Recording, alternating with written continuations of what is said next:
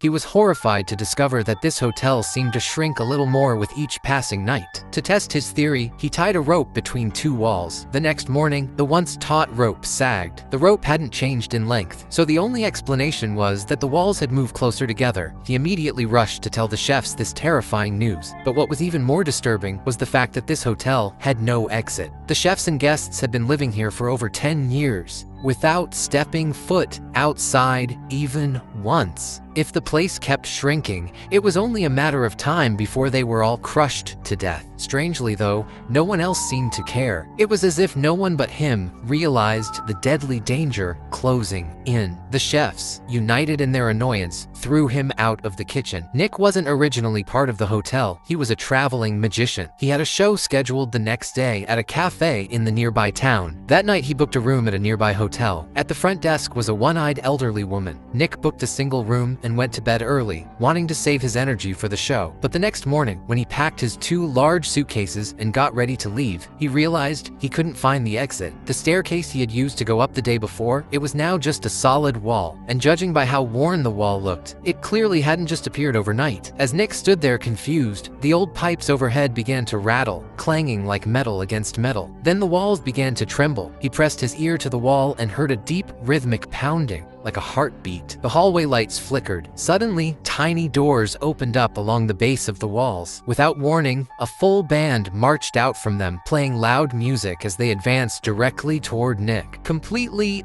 baffled by the bizarre events, Nick decided not to make a scene. He picked up his luggage, turned around, and tried to clear the way for the band. But just around the corner, he bumped into a waiter carrying a tray of food. The waiter, without skipping a beat, handed the tray to Nick, and just like that, he was now part of the hotel's kitchen staff. A chubby woman, clearly the kitchen supervisor, led him to the back. Inside the kitchen, chefs were rushing around non-stop. But the most striking thing wasn't the people, it was the ingredients. Every single dish seemed to be made with eggs. Chicken eggs, duck eggs, goose eggs, quail eggs, every kind of egg imaginable. They were being sent into the kitchen non-stop from a conveyor machine, a never-ending supply. Nick stood frozen in the middle of the chaos, completely lost, having no idea what he'd just become part of.